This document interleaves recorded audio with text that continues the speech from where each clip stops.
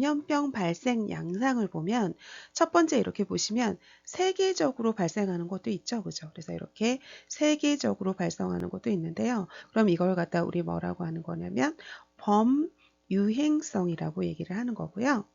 다음에 우리 세계적인 게 아니라 우리나라에서 이렇게 전국적으로 발생하는 게 있죠. 그럼 우리 이거는 유행성이라고 얘기를 하죠. 유행성. 그 다음에 그 지역에서만 발생하는 게 있잖아요. 그 지역. 그 지역에서만 발생하는 걸 우리 뭐라고 하는 거냐면 토착성, 지역성이라고 얘기를 하죠. 그죠? 이렇게 얘기를 하고요. 다음에 여기저기 막 발생하는 건 산발성이라고 얘기를 하는 거고요. 그죠? 몇 년을 간격으로 이렇게 주기적으로 발생하는 걸 우리 주기성이라고 얘기를 합니다. 이 주기성이라고 하는 건 뭐 2년 간격으로 발생한다던가 아니면 뭐 3년 간격으로 발생한다던가 이렇게 몇 년을 두고 이렇게 그 몇 년 간격으로 발생하는 걸 주기성이라고 얘기를 합니다. 그런데 여기는 세계적인 걸 물어보고 있잖아요. 그죠? 그럼 세계적인 거니까 답은 범유행성이라고 생각을 하시면 되죠. 그래서 답은 5번이라고 보시면 되겠습니다. 다음은 이제 52번 풀어보도록 할게요. 52번에 보시면 예방접종 후에 획득하는 면역에 대해서 물어보고 있거든요. 그럼 여러분 우리 이렇게 생각하시면 됩니다. 여러분. 우리가 주사 있잖아요. 이 주사를 통해서 획득하는 면역은 다 인공 면역이라고 해요. 주사를 통해서 획득하는 면역은 인공 면역이거든요.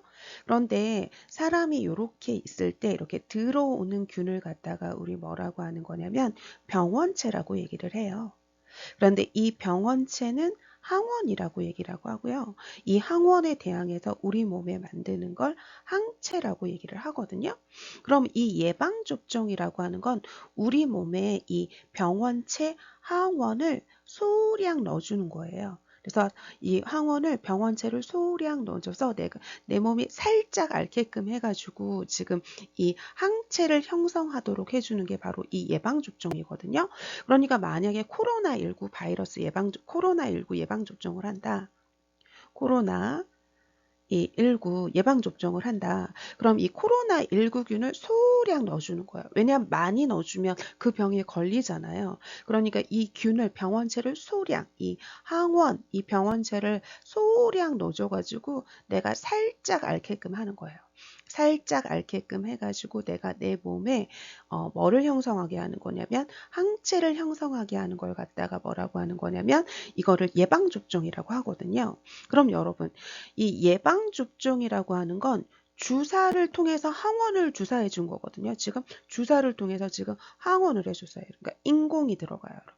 인공이 들어가는데 내가 살짝 알았으니까 내가 뭔가를 한 거거든요. 그러니까 이걸 갖다가 인공 능동 면역이라고 생각을 하시면 됩니다. 인공 능동 면역.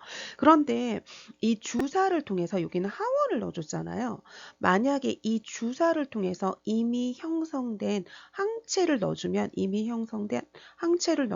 내가 살짝 앓을 필요가 없이 이미 형성된 항체를 넣어줬으니까 내가 한 게 아무것도 없죠. 그러면 이 주사니까 인공인 거고요. 이미 형성된 항체를 넣어줬으니까 내가 한 게 하나도 없거든요. 그럼 이거는 인공 수동 면역이라고 합니다. 그래서 여러분들이 이렇게 생각을 하시면 돼요, 여러분. 주사를 통해서 항원을 넣어줬다. 병원체, 예방접종 같은 항원을 넣어준 거는 내가 살짝 알았으니까 주사니까 인공인 거고요. 다음 내가 살짝 알았으니까 능동 면역이라고 생각을 하시면 되고요. 다음에 주사를 통해서 이미 형성된 항체를 넣어줬으면 주사니까 인공이고 이미 형성된 항체를 넣어줬기 때문에 내가 한 게 아무것도 없거든요. 그럼 이건 인공 수동 면역이라고 생각을 하시면 돼요. 그러니까 얘는 예방접종을 통해서 우리 병원체 항원을 소량 넣어줘가지고 내가 살짝 앓게끔 한 거니까 인공 능동 면역이라고 보시면 돼서 답은 2번이라고 보시면 되겠습니다. 다음은 53번 풀어보도록 할게요, 여러분. 병원체가 숙주에 침입해서 자리 잡고 증식할 수 있는 능력을 얘기를 하거든요. 그럼 여러분, 사람이 이렇게 있을 때 제가 들어오는 균을 뭐라고 했냐면 병원체라고 했잖아요. 이 병원체 항원이라고 얘기를 하는 거죠. 그럼 이 병원체가 인체에 지금 침입을 한 거예요. 침입해서 자리 잡고 증식할 수 있는 능력을 우리 뭐라고 하는 거냐면 감염력이라고 얘기를 하거든요.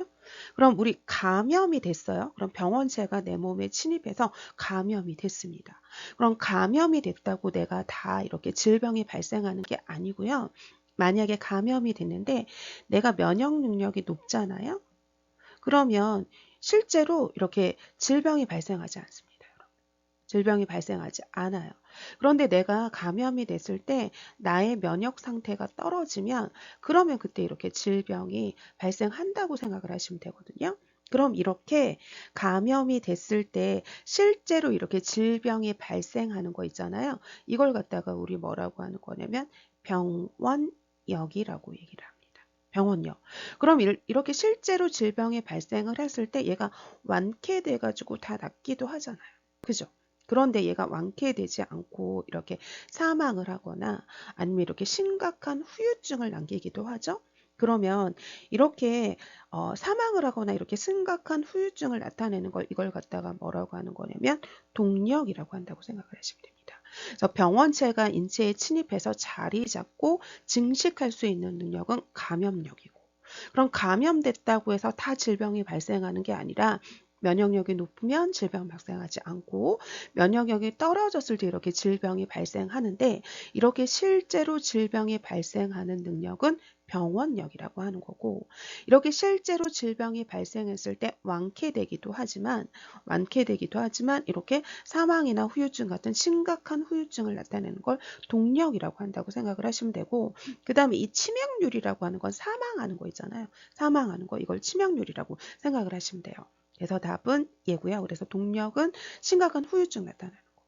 그다음에 이 병원체가 이렇게 우리 몸 안에 있어요, 여러분. 우리 몸 안에 있는 병원체가 나가는 거, 탈출하는 걸 탈출이라고 하는 거고, 병원소라고 하는 건 바로 뭐냐면 병원체가 자리 잡고 있는 집이에요, 여러분. 그러면 병원체가 자리 잡고 있는 집이 인간이면 인간병원소라고 하는 거고요. 다음에 병원체가 자리 잡고 있는 집이 동물이면 동물병원소라고 하는 거고요. 아니면 기타 병원소라고 얘기를 하는 거죠. 그래서 여기 답은 4번이라고 보시면 되겠습니다. 다음은 54번 풀어보도록 할게요. 비말로 전파되는 1급 감염병에 대해서 얘기하고 있어요. 그럼 이 1급 감염병의 키워드를 정리하시면 되거든요, 여러분. 그럼 1급 감염병은 굉장히 치명률이 높아요, 여러분. 굉장히 치명률이 높다라고 생각을 하시면 되고요. 그 다음에 1급 감염병은 음압격리가 필요한 감염병이라고 생각을 하시면 돼요. 그러면 치명률이 높거든요. 그럼 그리고 이 치명률이 높은 건 우리 뭐라고 생각을 하시면 되는 거냐면, 얘가 우리 왜 디프테리아 있잖아요. 이 디프테리아 같은 경우에는 얘가 독소로 돼 있거든요. 독소. 그래서 얘가 좀 치명률이 높아요. 다음에 또 뭐냐면 이 치명률이 높은 게, 우리가 왜 그 디프테리아도 있지만 보툴리늄 독소증이 있거든요. 그럼 이 보툴리늄 독소증 같은 거 있잖아요. 그러면 얘도 치명률이 굉장히 높은 거라고 생각을 하시면 돼요. 다음에 우리 음압격리가 필요한 건 우리나라에 그 차례대로 들어온 거 생각을 하시면 되거든요. 사스라던가 신종, 뭐 인플루엔자라던가, 그죠? 아니면 우리 메르스라던가 이런 거를 갖다가 1급 감염병이라고 생각하시면 되거든요. 그러니까 이 치명률이 높은 이 디프테리아가 바로 뭐냐면 1급 감염병이고, 이 디프테리아는 우리가 비강 디프테리아도 있고요. 그 다음에 또 뭐냐면 인두 디프테리아도 있고요. 그 다음에 또 뭐냐면 우리 후두 디프테리아도 있어요. 그러면 우리 비강, 인두, 후두를 갖다가 우리 뭐라고 하냐면 우리 호흡기계라고 하잖아요. 그러니까 이 호흡기계니까 비말로 전파되는 거니까 여기 4번이 5번에 보시면 디프테리아라고 보시면 됩니다, 여러분. 다음에 우리 대부분의 성병은 다 얘는 4급이에요, 여러분. 그리고 우리 대부분의 성병은 4급인데 우리 에이즈가 가장 심각한 성병이잖아요. 그러니까 이 에이즈만 3급이고 나머지 성병은 거의 다 4급이라고 생각을 하시면 되고요. 다음에 이 매개 감염병 있잖아요. 우리 매개로 감염되는 거는 거의 상급이라고 생각을 하시면 되거든요. 그럼 이 발진열은 우리 이 쥐가 매개하는 거잖아요. 쥐가 매개하는 거고, 다음에 이 장티푸스는 격리가 필요한 2급 감염병이고요. 다음에 일본 내염도 우리 모기가 매개하는 거니까 제가 모기 매개 감염병은 상급이라고 했잖아요. 그러니까 얘도 상급이라고 생각하시면 됩니다. 그래서 답은 여기 5번이라고 보시면 되고요. 다음에 55번 풀어보도록 하겠습니다. 55번에 보시면 우리 암을 이렇게 할 때 기준이랑 이 검진 주기로 옳게 나열한 걸 물어보고 있거든요. 그럼 간암 같은 경우에는 40세 이상의 모든 성인한테 하는 게 아니라요. 40세 이상의 성인 중에서 고위험군 있죠. 이 고위험군한테 해주는 거예요. 다음에 이건 고위험군한테 해주는 거니까 6개월 간격으로 해준다고 생각을 하시면 돼요. 다음에 위암은 40세 이상의 성인 남녀한테 해주는 거고 2년 간격으로 해주는 거죠. 다음에 대장암은 50세 이상의 성인 남녀한테 해주는 거고 1년 간격으로 해주는 거 맞습니다. 다음에 유방암은 40세 이상의 여자 성인한테 해주는 거고 2년 간격으로 해주는 거고요. 다음에 이 자궁경부암은 20세 이상의 여자 성인한테 해주는 거고 얘도 2년 간격이라고 보시면 되겠습니다. 그래서 55번의 답은 3번이라고 보시면 됩니다. 다음은 부양비에 대해서 할게요, 여러분. 그럼 부양비에 대해서 하면 일단 요것부터 먼저 할게요, 여러분. 이게 좀 기준점을 삼아두는 게 좋거든요, 여러분. 그러면 우리 왜 0에서 14세의 인구 있잖아요. 그럼 이 인구를 우리 유년 인구라고도 얘기를 하고요. 다음에 이 인구를 소년 인구라고도 얘기를 합니다. 다음에 우리 15세에서 64세 인구 있잖아요. 그럼 이 인구는 생산 연령 인구예요. 생산할 수 있는 생산 연령 인구라고도 하고요. 그 다음에 경제 활동 인구라고도 얘기를 합니다. 경제 활동 인구라고 얘기를 하고요. 다음에 우리 65세 이상이 되면 이거를 노인 인구, 그 다음에 또는 노년 인구라고 얘기를 하죠. 노년 인구라고 얘기를 하죠. 그러면 이럴 때 어떻게 하는 거냐면 보세요. 여기 있는 지금 0에서 14세 인구나 65세 인구는 경제 활동을 못 하잖아요. 그러니까 이 인구를 우리 비생산 연령 인구라고도 얘기를 하고요. 다음에 비경제활동 인구라고도 얘기를 합니다. 경제활동 인구라고도 얘기를 해요. 그럼 부양비라고 하는 건 뭐냐면 여러분 이 경제활동 인구가 이 경제활동 인구 있죠. 이 인구가 지금 비경제활동 인구 있죠. 이 비경제활동 인구를 벌어먹이는 이 비를 얘기를 하면 돼요. 이 비를 갖다가 이 부양비라고 하는 거거든요.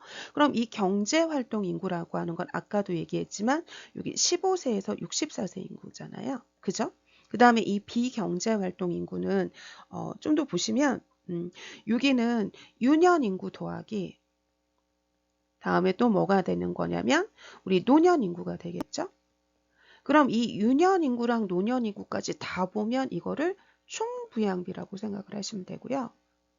총부양비라고 생각을 하시면 되고 다음에 노년 인구 안 보고 여기 유년 인구만 보는 거는 여기 유년 부양비, 소년 부양비라고 생각을 하시면 됩니다. 다음에 이걸 보는 게 아니라 지금 얘는 안 보고 얘만 본다고 생각을 해보세요. 그럼 얘는 뭐라고 하는 거냐면 노년 부양비라고 생각을 하시면 돼요. 그래서 부양비는 유년 인구랑 노년 인구를 다 보는 총부양비가 있는 거고요. 유년 인구만 보는 유년 부양비, 소년 부양비가 있고요. 아니면 노년 인구만 보는 노년 부양비가 있다고 생각하시면 됩니다. 그러면 우리가 총 부양비가 높으면 이렇게 부양해야 되는 인구가 많은 거니까 우리가 경제적인 부담이 굉장히 크겠죠, 여러분. 그 다음에 노인 인구가 증가할수록 지금 노년 부양비가 증가하겠죠? 그죠? 증가할 때고요. 다음에 유년 부양비를 계산할 때 분자가 0에서 14세 인구이고 분모는 지금 15세에서 64세 인구니까 틀렸죠. 다음에 총 부양비 계산할 때 분자는 유년 인구 더하기 노년 인구잖아요. 그러니까 바로 뭐냐면 0에서 14세의 인구 더하기 65세 이상의 인구겠죠. 다음에 부양비라고 하는 건 바로 뭐냐면 지금 보시면 생산 연령 인구에 대한 비생산 연령 인구죠. 그러니까 경제활동 인구에 대한 비경제활동의 인구니까 답은 5번이라고 보시면 되겠습니다. 다음은 우리 57번 풀어보도록 할게요. 그러면 이 모자 보건 지표는 가장 중요한 건 영아 사망률이에요.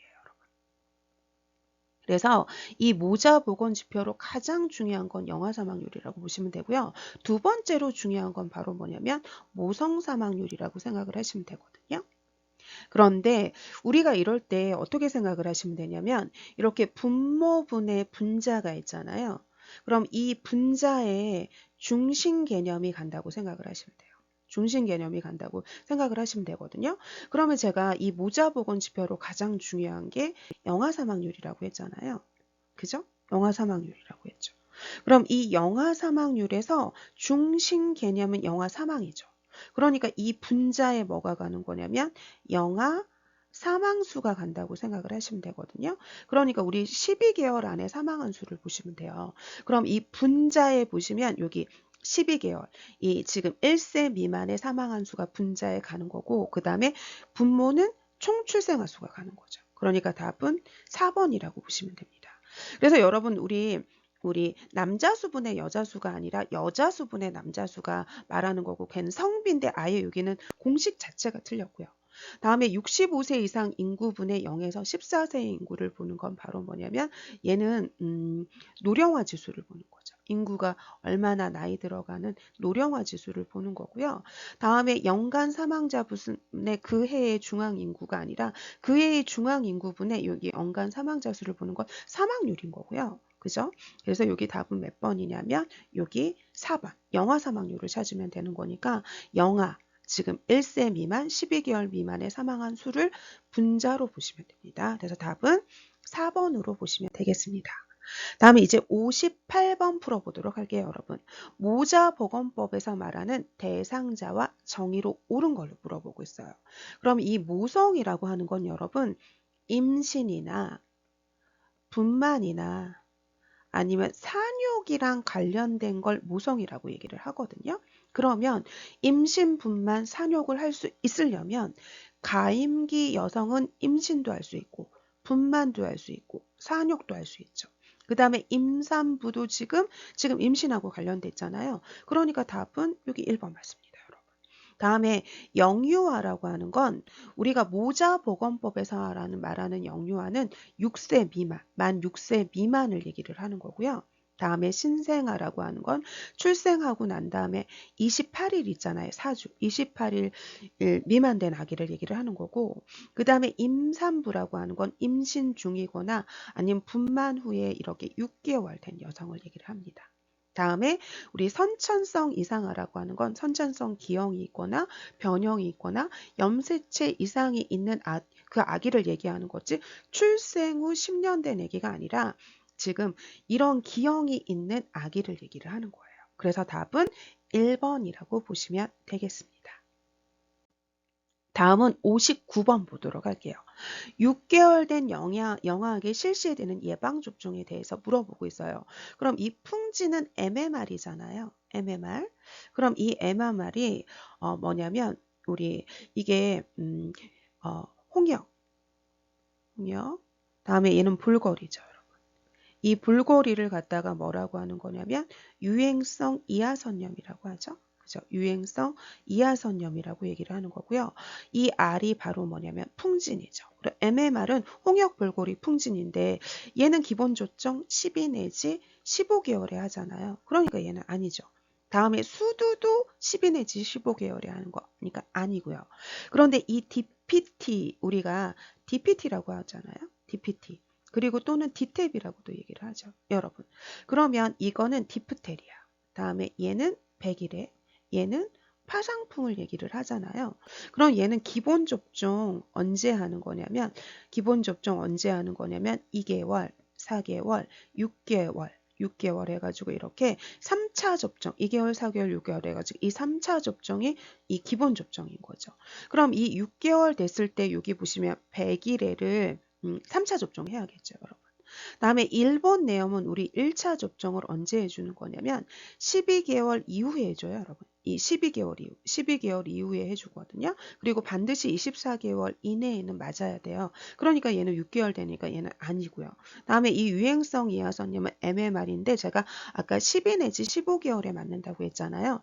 그러니까 여기서 6개월 된 아기한테 맞는 건 DPT, 2개월, 4개월, 6개월에 맞는 이 100일이라고 생각하시면 되겠습니다. 다음은 60번 풀어보도록 할게요. 다음에서 설명하는 장애에 대해서 물어보고 있거든요. 그럼 생명을 위협할 정도의 극심한 스트레스를 경험하고 난 거래요. 그러면 생명을 위협한 정도의 극심한 스트레스니까 얘는 바로 뭐냐면 외상후 스트레스 장애, 우리 PTSD라고 하는 거죠. 그죠? 그래서 이거를 외상후 스트레스를 장애를 하게 되면 우리가 계속 그 충격적인 기억이 떠오르고 그래서 그 떠오르게 하는 활동이나 장소를 피해가야 되는 거라서 이거는 외상후 스트레스 장애인 5번을 찾으시면 되겠습니다.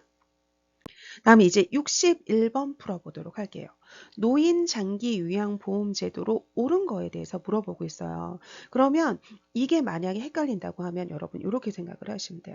우리 국민건강보험 있잖아요.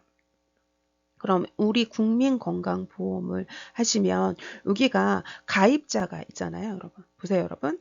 가입자가 직장 가입자가 있고 지역 가입자가 있잖아요. 직장 가입자가 있고 지역 가입자가 있죠. 그러면 여기 가입자는 이렇게 되는 거고 보험자 있잖아요. 그럼 이 보험자가 뭐냐면 국민건강보험공단이거든요. 국민건강보험공단입니다. 그런데 우리 국민건강보험 거둘 때 같이 지금 노인장기요양보험도 걷잖아요. 그러니까 보험자는 건강보험심사평가원이 아니라 지금 여기 지금 얘기한 얘 있잖아요. 지금 국민건강보험공단이 보험자라고 생각을 하시면 되고요. 다음에 국민건강보험은 나라에서 하는 국가보험이에요. 얘가 지금 민간보험이 아니죠. 다음에 노인장기요양보험은 이렇게 우리가 신청을 하면 등급 판정을 받잖아요. 그래서 등급이 1등급, 2등급, 3등급, 4등급, 5등급 같이 이렇게 등급 판정을 받은 사람에게 지금 이 급여, 서비스가 제공이 되는 거죠. 그러니까 답은 3번이고요. 다음에 지금 등급 판정을 받은 요 사람 있잖아요. 그럼 이 등급 판정을 받은 사람은 어떻게 하는 거냐면 보세요, 여러분. 우리가 시설급여를 받았다. 그럼 이 시설에서 24시간 사는 거잖아요. 그러니까 이 본인 부담률을 20% 부담을 하는 거고요. 그 다음에 이 재가급여라고 하는 건 자기 집에서 있는 거잖아요. 그러니까 많이 내면 안 되니까 여기서는 15% 본인이 부담한다고 생각을 하시면 되거든요. 그럼 이럴 때 기초생활수급자는 거의 무료고요. 의료수급권자는 그 사람에 따라서 40에서 한 60%를 이렇게 경감해 준다고 생각을 하시면 됩니다. 다음에 우리 장기요양보험료랑 우리 건강보험료는 같이 걷어요. 같이 걷는데 얘가 통합회계하는 게 아니라 우리가 노인장기요양보험료로 거둔 거는 노인장기요양보험료에만 쓰고요. 다음에 건강보험료로 거둔 건 건강보험료로만 쓰거든요. 그러니까 독립회계하죠.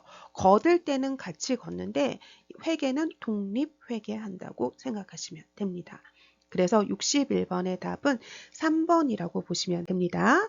다음은 62번 풀어보도록 하겠습니다. 그러면 우리 재가급여라고 하는 게 있잖아요. 그럼 급여가 있으면 재가는 이게 있을 잽자의 직가자거든요. 그러면 얘는 자기 집에서 지금 급여는 돈도 급여지만 서비스도 급여거든요. 그럼 자기 집에서 서비스를 받는 걸 우리 재가급여라고 해요. 그럼 자기 집에서 서비스를 받는 거니까 우리 방문 요양도 있는 거고요. 자기 집에서 받는 거니까. 그 다음에 이제 두 번째 방문 목욕도 있고요. 다음에 이제 세 번째 방문 간호도 있고요. 그 다음에 이제 네 번째는 주야간 보호가 있거든요. 그럼 이 주야간 보호라고 하는 건 하루 중 일정 시간만 여기에 있는 거예요. 하루 중 일정 시간만 있다가 그 이후에는 집으로 돌아오거든요. 그래서 하루 중에 일정 시간을 보호해주고 그 이후에는 자기 집에 오거든요. 그러니까 얘도 제가 보호고요.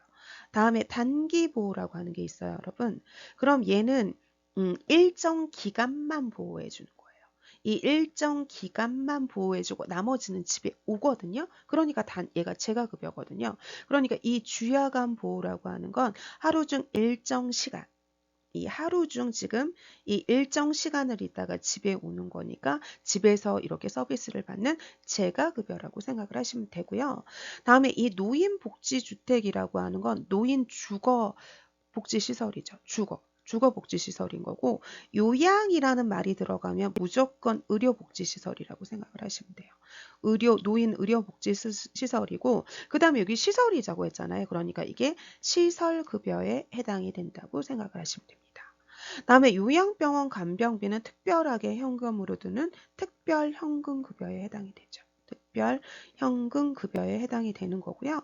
다음에 이 공동생활가정은 이렇게 지금 노인들이 사는 주거복지시설이라고 생각하시면 되거든요. 그래서 여기서 답은 1번이라고 보시면 되겠습니다. 다음은 63번 풀어보도록 할게요. 노인 장기 요양보험제도에서 방문 간호를 했을 때 간호조무사의 자격 요건이에요.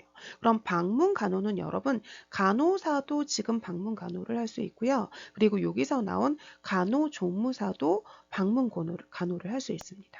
그런데 간호사는 2년 이상의 경력만 있으면 되고요. 다음에 간호조무사는 3년 이상의 경력과 더하기 보건복지부 장관이 지정한 곳에서 교육을 수료해야 된다고 생각을 하시면 돼요. 그러면 간호사, 조무사의 경력은 3년 이상이고요.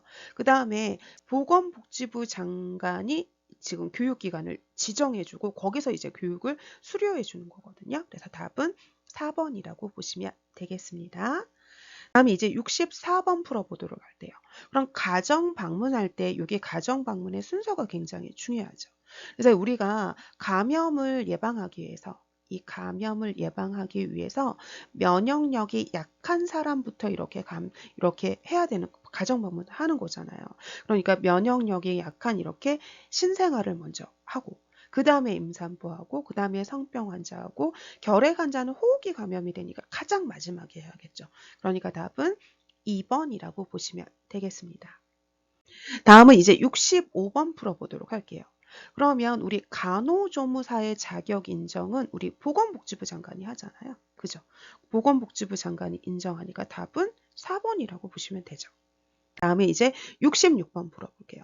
그러면 정신건강증진법에서 우리가 응급 입원을 제외하고는 정신과 전문의의 대면 진단을 받고 그 다음에 입원을 해야 되거든요. 그러니까 응급 입원은 정신과 전문의의 대면 진단을 안 받고 입원시켜도 되지만 다른 입원 같은 경우에 반드시 정신과 전문의의 대면 진료, 진단을 받고 입원을 시켜야 돼요. 그럼 이럴 때 우리 이 대면 진단을 받는다 그랬잖아요. 그럼 이 진단의 유효기간, 그럼 진단서의 유효기간은 우리 며칠이냐면 30일로 보시면 되거든요. 그러니까 답은 3번이라고 보시면 되겠습니다. 다음은 이제 67번 볼게요. 결핵 예방법에서 지금 자기가 업무상 알게 된 이 비밀을 지금 누설을 했대요. 그럼 우리가 비밀 유지를 안 하면 3년 이하의 징역이나 3천만 원 이하의 벌금을 받게 되죠. 그러니까 답은 5번이라고 보시면 되겠습니다. 다음에 이제 68번 보도록 하겠습니다, 여러분. 그럼 우리 불소 도포할 때 치과 가서 6개월에 한 번 도포하잖아요. 그죠? 그러니까 답은 1번인 거고요. 그런데 이거 말고 불소 도포는 6개월에 한 번 하는데 우리가 불소 양치 사업도 아셔야 되죠, 여러분. 그래서 불소 양치 사업 있잖아요. 그럼 이 불소 양치 사업을 할 때 매일 해야 되는 경우가 있고 그 다음에 우리가 주 1회 하는 경우가 있죠. 그럼 매일 할 때는 0.05%로 해줘야 되는 거고 주 1회 하는 거는 0.2%로 해야 된다고 생각하시면 됩니다. 그래서 여기 답은 1번이라고 보시면 됩니다. 다음에 이제 69번 볼게요, 여러분. 그럼 우리 헌혈할 때 지금 신원 확인한 다음에 체열 전에 해야 되는 그 검사에 대해서 지금 물어보고 있거든요. 그럼 체열 전에 해야 되는 검사는 일단 문시촉을 해줘요. 문시촉을 해줍니다. 그럼 바로 뭐냐? 문진해주고요. 시진해주고요. 촉진해준다고 생각을 하시면 되고요. 그 다음에 이제 두 번째 바이탈 사인 측정하는데 여기서 호흡만 뺀다고 생각을 하시면 되거든요. 그러니까 체온 측정해주고요. 그 다음에 맥박 측정해 주고요.